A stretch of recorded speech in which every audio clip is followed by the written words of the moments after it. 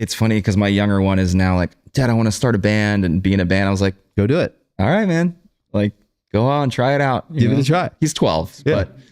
but his music school hit us up, and we're like, we're putting these bands together, and it's invite only, and we want my son's name is Jude, and we want Jude to sing for one of the bands. And Jude was like, he heard that, and he was so hyped. That's dope. He's so pumped. Bad times, I don't want to have bad. I feel like we probably though spent a majority of the time that we spent together, which was a lot. Yeah. Was the early stage of our I would say of our career, like pre first record.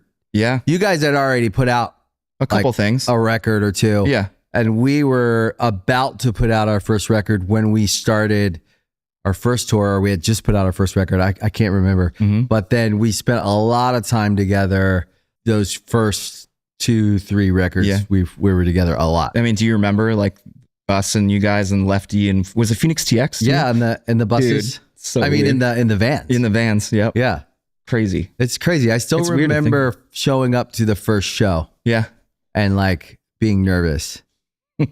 It was weird. We weren't like really like a part of any scene. Yeah. And it felt like there was one, and we didn't know, like maybe there wasn't one, but to us there was one. Yeah. And we were like, but then everyone was really nice. Yeah. I feel like we clicked really fast too.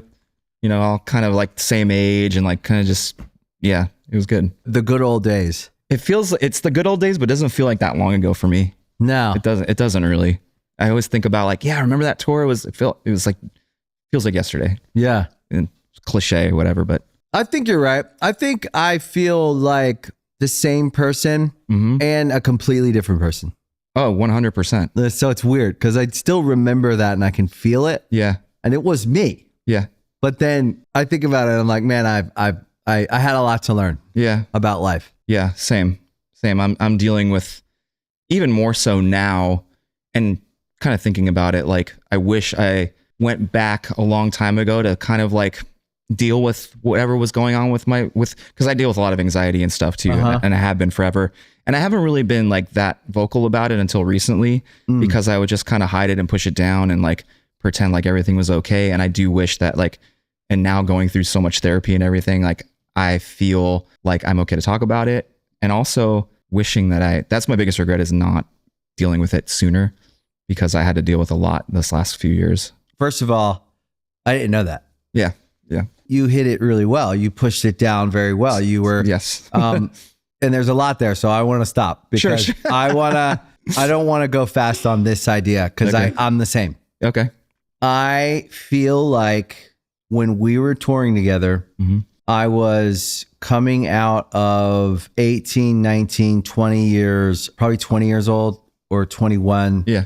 So that was but I was in a place where I had come out of so much trauma that I couldn't really call trauma because it was my life. Yeah. So when you're in it, you cannot live with it if you call it what it is. It's awful. So you have to make sense of it by telling some other story, and then you can blame your dad's drinking problem, or you could blame poverty, or you could say this, you could say that, but which all was true. But you could also say, and I was traumatized, and there was this, and that. But that's, first of all, extremely painful to talk about. It's also, you don't understand it. You some of it you can't recall. Yeah. And then there's all this stuff. So then you run into this fantasy career where you think all your problems are going to be solved if you make it, whatever that means. Then you have, and everyone will like me, and I'll have a hit song, and I'll be famous, and I'll just make money, and it'll be so great. But that just adds more. Right. And then you go on tour and you're with other people and you're kind of the same. You don't talk about this stuff, but you could feel so there's probably like a kindredness we had without knowing it. Yeah. Because we probably had some similar experiences, and there was anxiety and all this stuff. Yeah. And then we're all running towards our goals. We're young. We're like full of it. We're just going. And we've been told by the world that what we're doing is the greatest thing in the world. Yep. This is amazing that you have this chance. Aren't you so lucky? And you're like, well, yeah, I'm never like taking away how lucky we are, but also I'm not dealing with some stuff I probably should be dealing with. And this isn't helping that, because there's There's alcohol, there's this, there's that. There's a bunch of ways you can medicate. There's all this stuff. And it's a distraction as well. So if I'm running towards my goal of a hit record, that'll solve everything. I'm just going towards it, and I'm not like, I don't have to deal with anxiety, trauma, stuff I should be in therapy for. The sooner the better. Yeah. And then what happens to some people, including I think me for a minute probably, was you get lost in a career that you think is the answer. Doesn't mean it's not great. Of course. And that you don't love making art and music, and it's great. Yeah. But then somewhere around like 29, 30, 31, 32, I had a couple kids, married this nice girl. She's great. And she's like, hey, you need to deal with your... I think you... Can we cuss on this podcast? Yeah. You need to deal with your... Yeah. She's like, hey, I love you. Yeah. But I think you need to maybe go to therapy. And I'm like, what? You need therapy? What are you talking about? Right? Yeah. What are you talking about? Right? Oh, like that, and we're kind of trained to think everything's bad for some reason. But then thank God for her, because she's very patient, loving, gracious. She's an amazing wife. Yeah. Sees me through that ugly stage. And I do end up in therapy. And then it's the best thing that ever happened to me. And probably 13 years later, I'm sitting here and I'm therapized, and we can have a conversation about anxiety, because I still have it. Yeah. But I know how to recognize it, contain it in spots. Yeah. I've learned that as well in the last probably year or two, really diving headfirst into therapy this last year, because some personal stuff happened at the beginning of last year, and had to work through that with myself and with my relationship and everything. So I just couples therapy, personal therapy, ketamine therapy, whatever it takes, right? To help with this anxiety that's always been with me, and basically controlling everything that I do with the decisions I make, with whether how you I talk realize to it people. or not. Yeah. With how I talk to people. And I feel like I've lost out on a lot of cool opportunities or relationships or whatever, because it's been in me for so long, And now that I've been dealing with it, I'm like, man, I wish I just dealt with this a long time ago. You know what I mean? But would you have known? I don't know. No, probably not. At the time, were you aware that was what was the driver of maybe some behavioral stuff? No. I have a theory that it was for me, and likely for you, and likely a lot of other guys, because we're not human beings. We're not so different. We do the same. Yeah. And it plays out in a variety of the same ways. And I think that at 21 or 22, I don't know if you're emotionally in touch or intelligent enough to know man, I need to go unpack this. Yeah. Well, your brain doesn't fully develop till you're 25, right? Yeah. Or something like that. So they say. So they say. I think when I was 30, probably. It's still developing right now for me. So I'm not like a drug person, right? Yeah. But recently, I started doing, I mentioned it a little bit. Ketamine. I heard that's pretty good, that therapy. Ketamine therapy for the anxiety, and it helps with depression and all sorts of other stuff. Is it is there a doctor that does it? Yeah. Okay. So it's still kind of Wild Westy a little bit, but New I started age. doing it. Yeah. But there is protocol, and you have to go to a reputable place, and you have to incorporate it with therapy. It has to be integrated. Right. You can't just go and just do it, because at that point you're just doing drugs. Ketamine. Yeah. Right. So it's been really eye-opening for me, and I get kind of emotional just thinking about it, because it's been such a help for me. That's cool. And it's been really good. I remember my first session going in there for the anxiety piece of whatever's going on, and I met with my therapist a little bit before, and she was like, if you could put a face or picture, she's like, I know you like to draw weird characters and different things, and she was like, if you could put a face or a character to it, what would it be? So I went in there with that thought. And as I was going through the time I was sitting in the chair, I pictured this little poodle with the tear stained fur and everything, just yapping. And at first I didn't want to let it go. Right. And as soon as I did, it was this crazy freeing feeling. It was so weird, dude. It's so weird. It's hard to explain what it feels like when That's pretty cool though. Yeah. And so now I have that, I can envision that every time I'm feeling a little bit of that anxiousness, And I love dogs. I love all animals, all of them. I'll kiss them all, I'll hug them all. But this little poodle, every time it would come in, it would start to yap at me. It was it looked like a cartoon where I just punted into space. Right.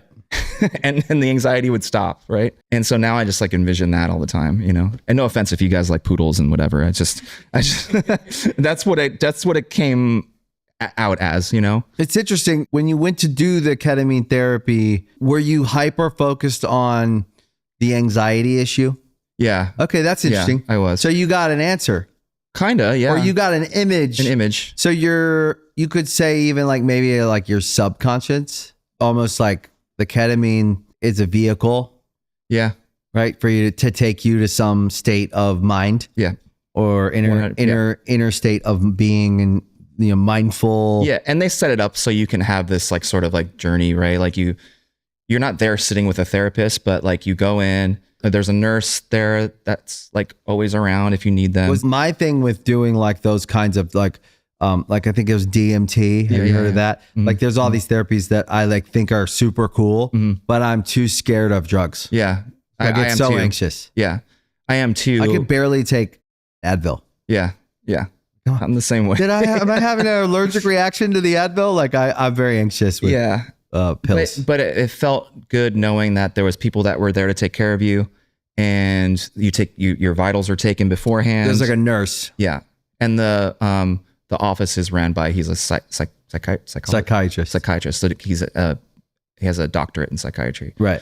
So you have like a nice reclining chair and the blankets and like the head playlist, whatever you want to listen to and that kind of stuff, and eye mask. And are you ever out of control? No. Are you aware of yourself the whole time? Yeah. Yeah. Okay. There is a little bit of like disassociation from like mind and body, but that's like the point. Is it like smoking weed? No. Okay. Weed sucks, in my opinion. Yeah.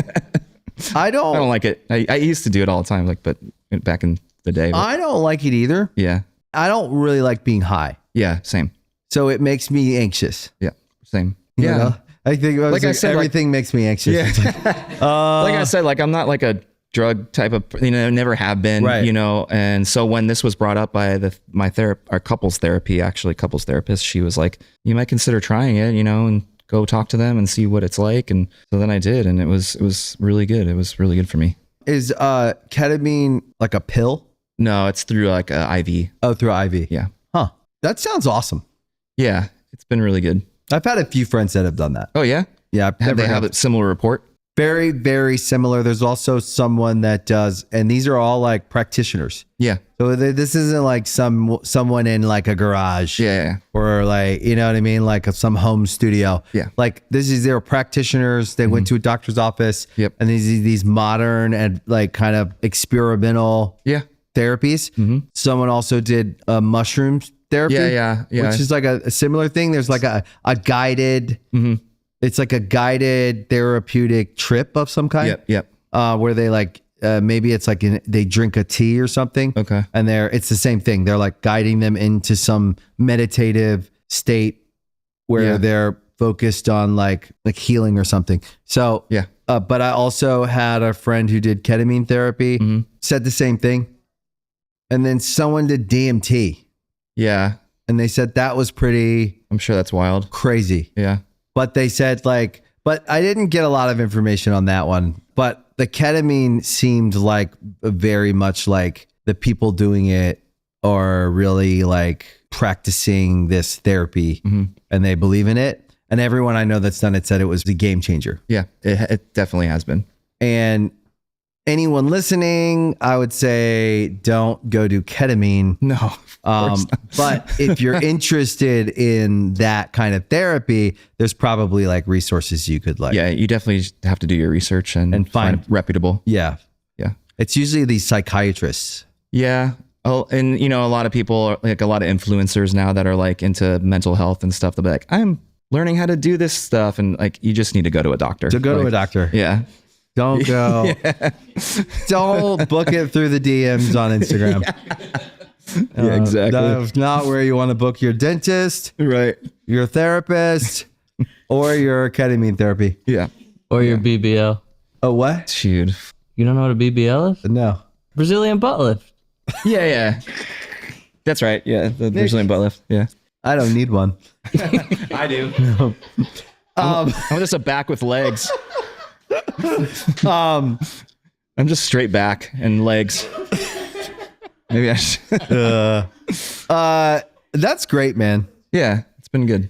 That same advanced ability you have to focus on something until it's right, like a drawing or a song, to stay locked in and create and solve problems. It also can run wild, and your imagination can run wild, and it can be a cycle of the trigger from over here, from the childhood thing, to the imagination running wild because it's not focused on something, can create a perfect anxious bubble to live in. I do think that like getting a degree in psychology would be a good thing for us. Yeah. Understanding like... Are you sure you don't have one already? Because this is like a really good conversation. Yeah. No, I think I've just done thousands of hours of therapy with the same guy. And he's more of a teacher. So he'd be like a professor. If he wanted to be, he could be a professor, but he's an incredible therapist and practitioner. Yeah. And I'd say he's a master of it, you know? And I think that his process is teaching.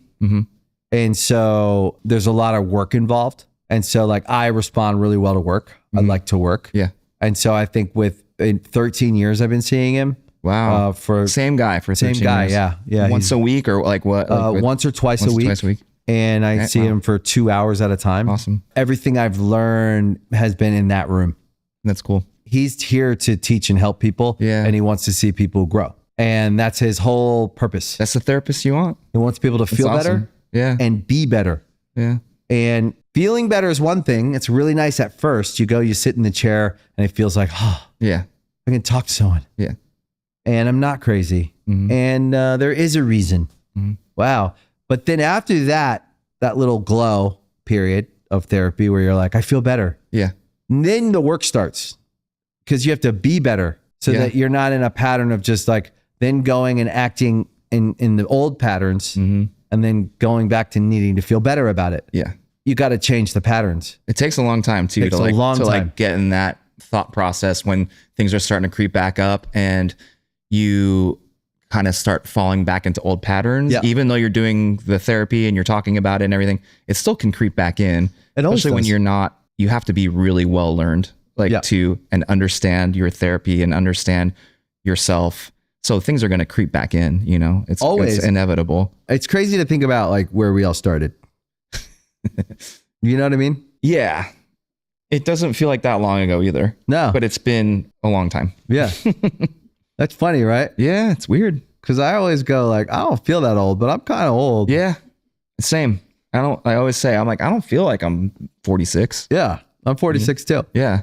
So funny. Yeah. And then I'm like, 46 isn't that old. But then you talk to your fucking kids, you're like, that's old. Yeah. You know? Dude, I remember like being a kid and thinking like 40 was old. Yeah, I was like, I'm not going to be on stage at 40. Yes. No one's on stage at 40. Yeah. Yeah.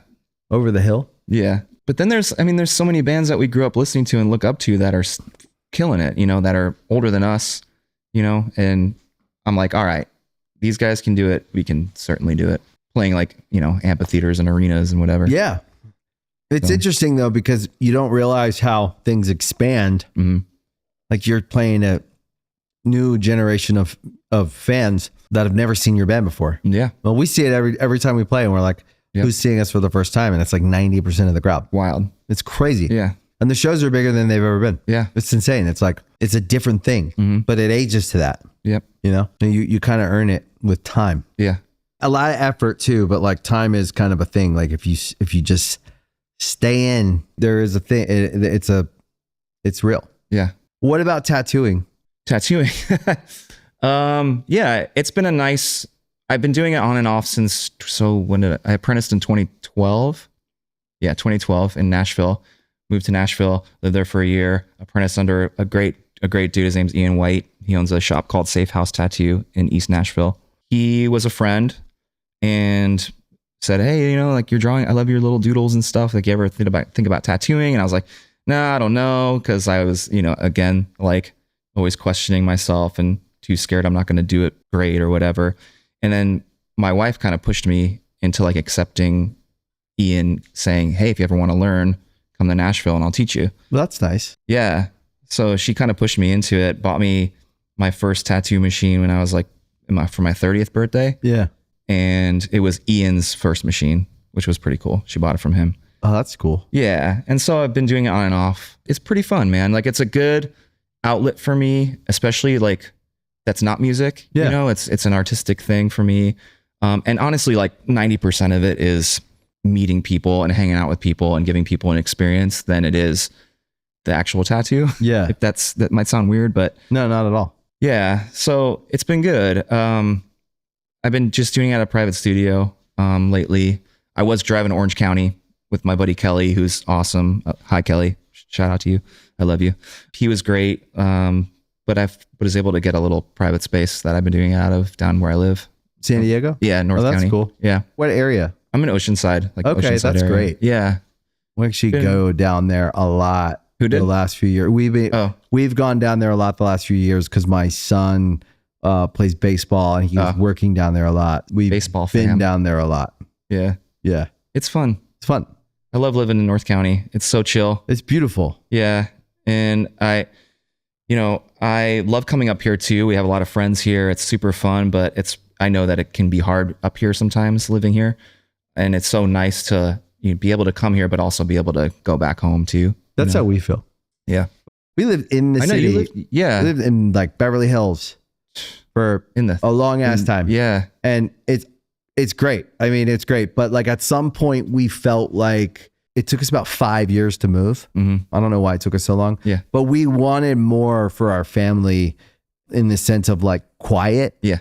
And the city just isn't quiet. Yeah. And so the LA is a little deceiving because it doesn't feel like a big city like New York. Yeah. But it's a big city. It's huge. And it's LA is just like huge. so much going on. Yeah. And we felt like we really wanted, before the kids were grown, we just wanted to get somewhere that was like peace and quiet, where we could just focus on the family. Yeah. And then we could come to work. So we knew we needed to be like an hour range. And also we love Santa Barbara. So we moved north because we wanted to be a little closer. Closer to Santa Barbara. Yeah. So we could do both. Yeah. And it's worked out great because like we were right. Yeah. That peace and quiet is real. Yeah. And we still come here all the time for work and friends, and it's cool because I can get a little mini version of like, we love being able to walk to stuff and everything. And Oceanside still has that, but it's coastal, up and down Coast Highway. There's lots of, it was really cool to see Oceanside turn into what it is now, because when I first moved there, it was pretty shady around, but it was like the last remaining San Diego County, like place you can get a house by the beach, right at the time. And so you live near the beach? Yeah, pretty close. Sick. Yeah, my house is pretty close there. And it's really cool to see it change and grow. But what I also love about it is that it's such a diverse community, right, compared to like other parts of North County, San Diego. And I don't think I'll ever, unless I move like overseas or something, I don't think I'll leave. Yeah, I love Oceanside. Yeah. It's really, it's nice. Yeah. You find those perfect little pockets where you're like, life is good. Yeah. There's some good spots. And how many kids you got? 2. Oh, wow. Yeah. Same. 15 and 12. Okay. Yeah. And my son is like, my older son, he's 15. He's like taller than me. He plays basketball. He's on the freshman team and stuff. And so that's cool. Yeah. It doesn't look anything like me. My younger one though, he's like spitting image. That's funny. Yeah. It's super funny. Is he an artist? A little bit. Yeah. He loves writing stories and stuff. And I just got him a guitar for Christmas. And so he's been super into that. And then my older one is in drum lessons and stuff. So we're like pretty cool. musical family, you know? Yeah.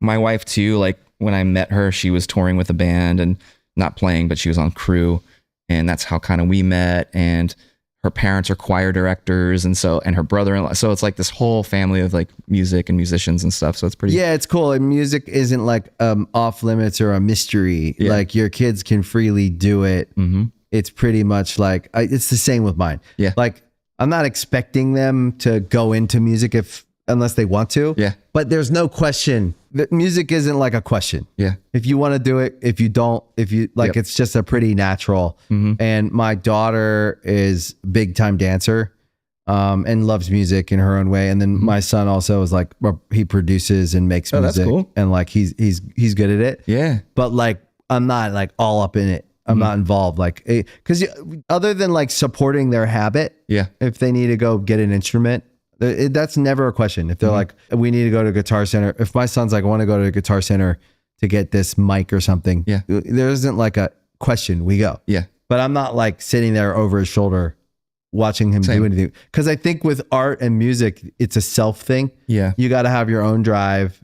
You got to have your own time, and you got to do it on your own. It's funny because my younger one is now like, Dad, I want to start a band and be in a band. I was like, Go do it. all right, man. Like, go on, try it out. Give it a try. He's 12, Yeah. but his music school hit us up, and we're like, we're putting these bands together, and it's invite only, and we want my son's name is Jude, and we want Jude to sing for one of the bands. And Jude was like, he heard that, and he was so hyped. That's dope. He's so pumped.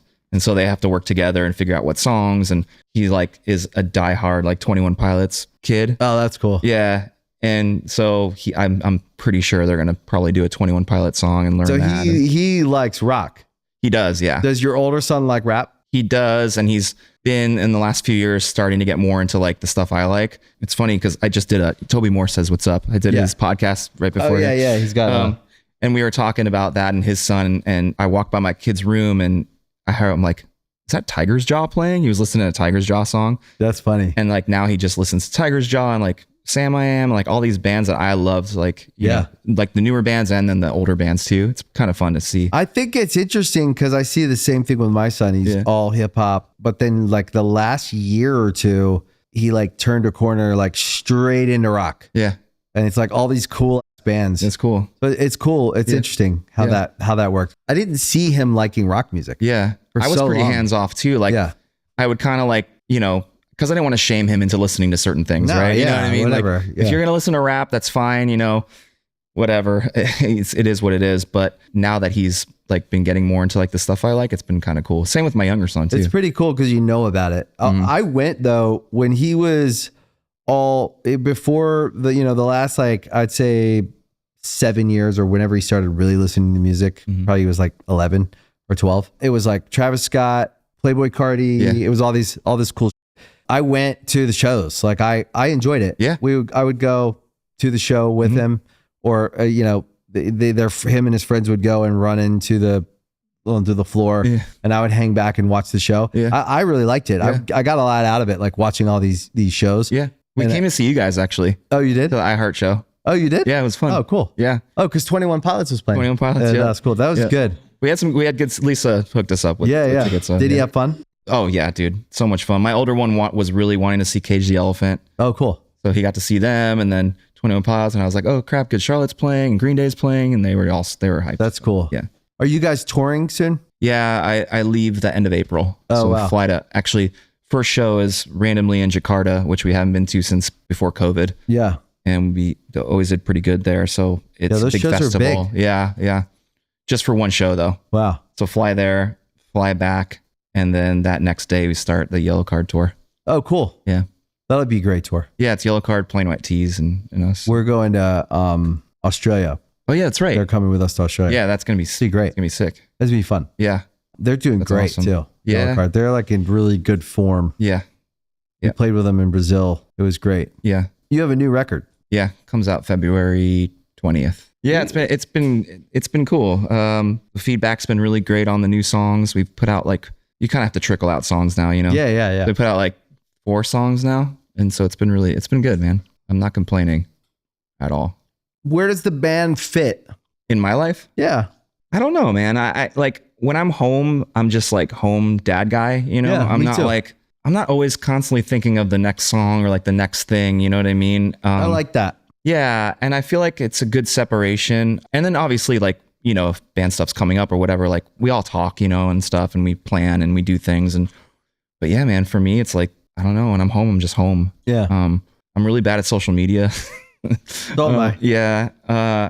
But I think all of us are, dude. I know I think it's like it's needed and everything. But then when I leave for tour, it's like, it's go time. Like it's, focusing on the shows, putting on a good show, and just making it the best we can, and I'm so grateful that we can still play and do what we do. Yeah, you guys have worked really hard. Yeah, we've worked really hard, and I think the longevity comes with the fact that I feel like we're all pretty like down to earth people. Yeah. And we can have a normal conversation with people. It's not like meeting, when you meet these newer bands and younger bands, it's like they want to talk numbers and they want to talk like what venues they're blowing out. And so it's like, yeah, like we don't care. Like, it's just like, dude, just be normal. Yeah. you know? And so I think that is a great way to be in this world, you know? Yeah. Well, you guys survived Yeah. what you thought was a career into what a career is. Yeah. And I think that you're elder statesman. So your It's weird to think, but experience has shown you what really matters. sure. And so you meet a young man who's focused on some stuff that actually doesn't matter. You and me both know that. Yeah. But like they'll find out Yeah. the one way or another. They will. And some of them will find out the hard way, and some of them will find out a great way, and some of them will find out in not a great. Like everyone's on their own journey. Yeah. What I discovered and what I see with you guys as well is what actually matters is building a career that you like, Yeah. that you can live in, right? That doesn't make you kill yourself. And then building a life is more important. The career actually has to support the life. Yeah. If the career supports the life, we can do it. Yeah. Of course. If the life is supporting the career, we can't do it. Yeah. Because the life will blow up. The life will get strained. The life will die. Yeah. And the career will survive. And you know, and me and you both, we could sit there all day and put our whole career on a wall and all the decisions we made and try to analyze what did we do right? What did we do wrong? Yeah. And Of course. I kind of look at the big boxes in life that actually matter. Is someone healthy and happy? Are they here? Are they alive? Yeah. Is their feet on the ground? Can we sit and talk? Yeah. Or are they checked out? And like, does their family, like, do they have some semblance of like a personal life? Like whether it's now you're married and have kids, that's my idea because that's what I did. Yeah. I wanted to meet a nice girl and settle Same. down and have kids. And I really enjoy that. But some people are like, no, but they do some version of that, like friends and family and rich personal life where they have these like deeply connected relationships. Yeah. And it feels like that thing they say, the best things in life are free. Yeah. There's some truth to that. It's Sure. like you can have these deep, meaningful, rich lives. Yeah. And then if you have a deep, meaningful, rich career, it makes the deep, meaningful, rich life even richer. Yeah. But if you don't have the depth in your life, then the career does nothing for you. Yeah. And it's kind of weird and they become weird caricatures and we've seen kind of all of it. And I just have compassion or even just, I'll look at someone and just kind of cock my head and go, I don't get it. Like maybe they are living their best life, but my perspective for me was like, I just wanted like some depth. Yeah. I think also too, like we're here because people still come out to see us play. Like, yeah. And it's mind boggling to me when I look out to the crowd and it's like all young kids still, you know? Yeah. Because I've been to see bands that I love and it's like old people. Yeah. And it's like boring. And I'm so thankful. Thank you. The shows have energy. That the shows have energy and it's young people. And it's like, and there are people that have, obviously the ones that grew up with us, but they're bringing like their kids and stuff, you know what I mean? And it's really cool to see. And I'm so thankful for that. Would you say that Good Charlotte and Newfound Glory went together like peanut butter and jelly? Peanut butter, yeah, definitely. So many people online or whatever, because I creep around on Reddit and stuff and you know, whatever. And so many people like talk about that tour that we did, the Civic Tour. Yeah. You know? That was a great tour. All the time. It was such a great tour. I have a photo of Lil Jon wearing this Honda Civic Tour with the two of us on the shirt like, that he bought like somewhere. Yeah. That was classic tour. Yeah. Yeah. And there's so many people that talk about that tour. Which we is should awesome. do another tour together. That would be awesome. We can figure that out. We could call it, I don't know. What can you call it? Something else, something Civic Tour. Something Civic. Yeah. I don't know. We'll come up with a good name. How's Chad doing? He's doing okay. He's a beast, you know, like he's going through it. Every day is different, you know, it's up and down. He's kind of like steadying the course with everything. So like he's on a good treatment. And now I think it's more like living with almost like a disability than it is this impending thing. Right. Which is really awesome. Like if he can play shows, he does. Like he can drive to shows. Like we have some we're doing like a really tiny punk rock show in Nashville for the release of the record. And so he'll be there for that. And we're doing an in-store at Grimey's in Nashville, like acoustic thing. He'll be there for that. So any show he can get to, he does. Like if he can drive to it. Yeah, I can't even imagine like what he's been through. It's been like hell. Through just watching, it feels like he's been through hell and back. Yeah. And he's handled it really well. Yeah, I think so. Watching him from the outside, he really personifies just get up and fight. Yeah. It's like hardcore, real hardcore. Real hardcore. You know what I mean? Yeah. Like, he's always been hardcore. He's a hardcore kid. Yeah. But then like I see it and I go, that's the personification of like what that actually means. And he is it. Like he just seems to have like always a positive attitude. Mm-hmm. And you kind of have to be when you're in that situation. It's like, why dwell on everything that's bad? Yeah. When, you know, there's still a lot of good and a lot of positivity, especially with like, you know, it's not like he's not home. It's not like he's home in bed all day. Like he's actively doing stuff for the band. He's always doing crap, always thinking about stuff. Yeah. And again, like if he can get to a show, he will, you know, he'll just go out and he'll kill it. And he's limited in traveling for a bunch of reasons. Yeah, can't fly and stuff. Yeah, can't fly and stuff. Yeah, because of all the surgeries and stuff and his back and everything. So, but I don't know. He's. I know that everybody that loves your band really is always rooting for him. Yeah, yeah. And he's It's been really cool the support that we've been given. Yeah, like from fans. From people coming out to just play with us, you know, that because Chad can't. So it's been this really cool, almost like a family, you know. It's been really good in that regard. Yeah, would you say that's the hardest thing your band's been through? Yeah, for sure. Because, you know, like cancer sucks. It's like you don't know how it's going to turn out, right? It's just no one understands it. No one understands it. But I think, you know, where we are right now today, like so far it's been okay. You know, I know like he's been through it. And it's really hard to see my brother going through that. Yeah. But he's a fighter, dude. Yeah, he's tough. It's crazy. Yeah, he's a tough guy. Yeah. I'm glad he's doing good. Yeah. I hope he recovers fully. Yeah. I don't know the details of it, but I've been through that a couple times. Yeah. With not myself, but with people. Mm-hmm. And it's tough. It takes a lot of mental fortitude to stay in the game like he has. And that's why we try to just focus on like talking about band stuff, you know, sending each other like funny things or whatever. Great. Like, you know what I mean? You gotta have that. Yeah. So, yeah.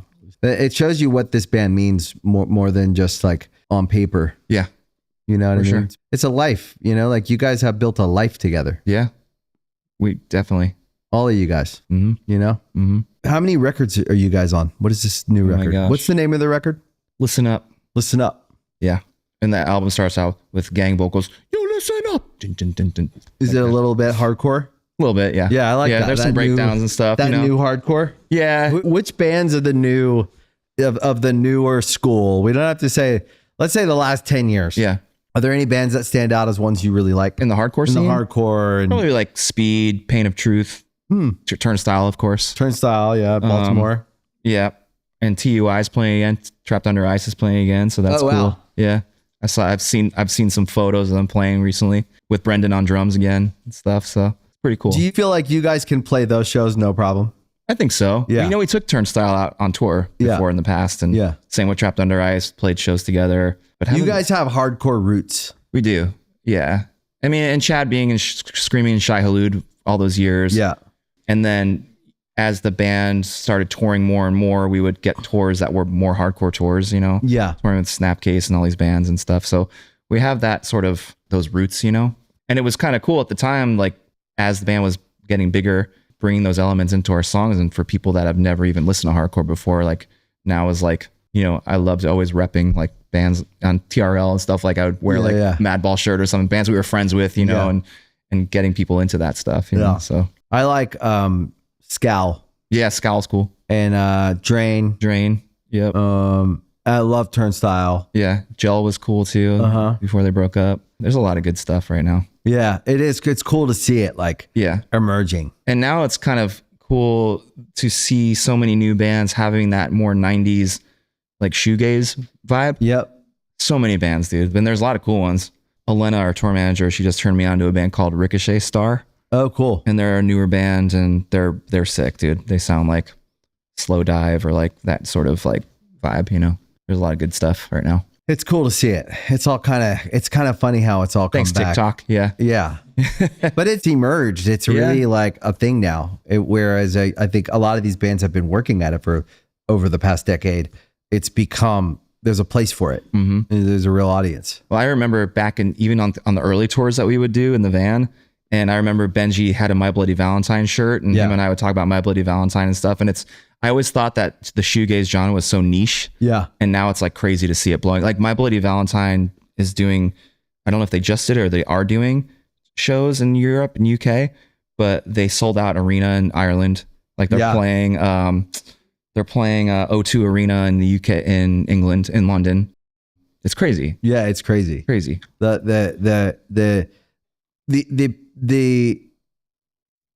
The power of the accessibility of people to be able to go down a rabbit hole and find something now it's there. Yeah. So at first what we thought was, you know, streaming in its very early stages, we were all there for it because the music industry, you know, and music died in like 2011. It was over, and everyone was like, "This is done," and you know, and there was Rock's like, dead, you know, all the things. it's all dead, and then and then the following, you know, I'd say like 2010 to 2020 was the hardest decade for any band to survive. Yeah, for sure. And something post COVID, there was a corner turned. And something like the algorithmic music was getting kind of, people's ears were getting burned down on it. And I think people started getting back to like finding live music and finding like music that felt like it was made by people. Yeah. And I think that now we're in this like time where like maybe it's bigger than it was. I think we remember it as big because it was big to us because we were experiencing our career for the first time. Yeah. But if you look at like the ticket sales, or you could try to find all the metrics, the streaming, I bet if we measured it, it's as big or bigger. Yeah. I'll bet. Yeah. This is interesting. There was like a renaissance that kind of happened after COVID. It's like a cultural shift. Yeah. Yeah, for sure. It's pretty interesting to be here from our perspective, from being back there from 99 or 90. Yeah. Whenever like we started touring. Yeah. And then through the 2000s to now, it's interesting kind of thing to look at. Yeah. How much more of the ketamine therapy are you going to do? I think now I'm at like where I'm doing maintenance. So it's like, I have one in a month from now. Okay. And then I think you kind of do it like every couple months. Do you and your wife and kids talk about it? Yes. Oh, that's cool. Yeah, we do. That's pretty cool. We're pretty open family. You know, we do talk about a lot of things. I think it's cool when your kids see you working through a process. Yeah, for sure. And then they're learning a little bit, like they're getting something from it. Yeah. I really think that like when we heal something, it heals in other people too. Like something happens when we're deeply like connected. Yeah. But I think that like, I'm the same. I like telling my kids I'm going to therapy or whatever. Yeah. But they see me in a process. And I think they probably notice over time. I think like, so. A positive. Yep. You know, so I think that's kind of important. Yeah. Yeah. We've always made it like a normal thing. Right. You know, my older son has neurological differences. He's got Tourette's and ADHD and OCD and everything. And he's had to put a lot of work in too. I mean, like he was a really hard kid for the first like 10, 12 years of his life. I bet that was hard. It was hard. For him especially. For him and for my wife at home, who's, while I'm on tour, like she was dealing with the bulk of it. And, you know, he's gone to his therapies and different things. And it's always just been like, it's just normal. Like, it's just normal. This is just what we do. Yeah. You know, and we're going to work through this and we're going to come up with a plan and we're going to figure it out, you know? Yeah. Like support your growth. Yeah.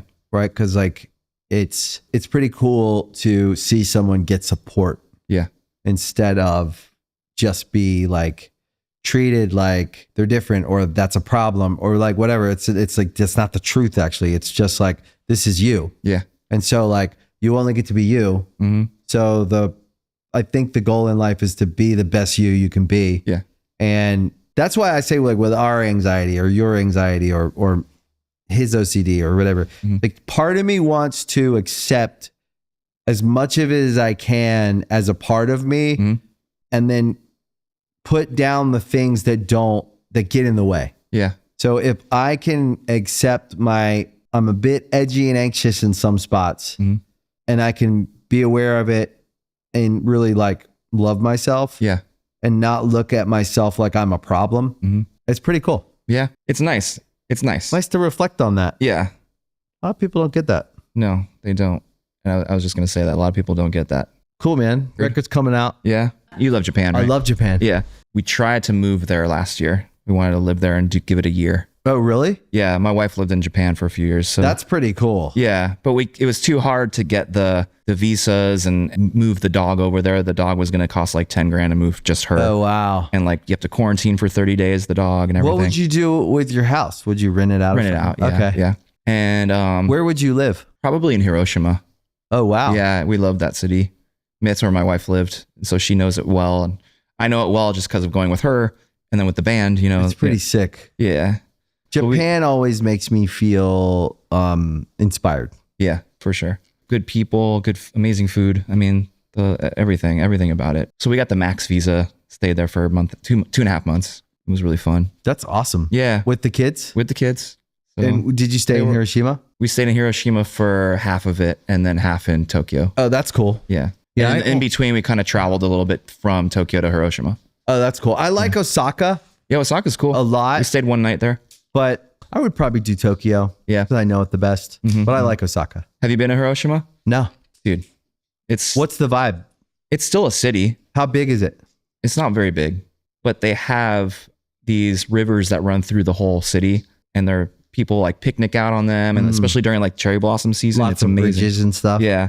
Beautiful. And the city is easy to navigate because, you know, after World War II, the whole city was rebuilt. So it was like on this grid system as opposed to like just, and it still can be kind of crazy. The buildings have all these floors above and below, and you know what I mean? So it's always hard to find a place when you're looking for a place, but way easier than Tokyo. And there's like certain areas that's just really easy, and it's a different, people are a little bit more outgoing there. Yeah. I feel they have their own like dialect, like their own slang and stuff. And it's just a really great city. It's Do you really speak awesome. Japanese? I can get by, like kinda. Right. I can actually understand more because before we left, I was like, man, I don't want to go there and feel like I'm living there and not know how to communicate. So we got a tutor, and we did tutoring before we left for a while, and then we were doing like the apps and stuff, like the language learning apps and everything. Yeah.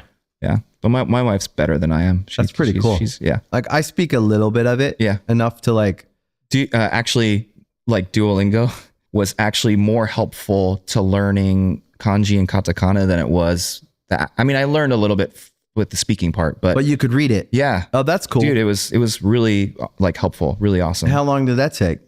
I think my streak was like 324 days or something Oh, like wow. that. Yeah. Kind of a year? Almost a year. Yeah. Wow.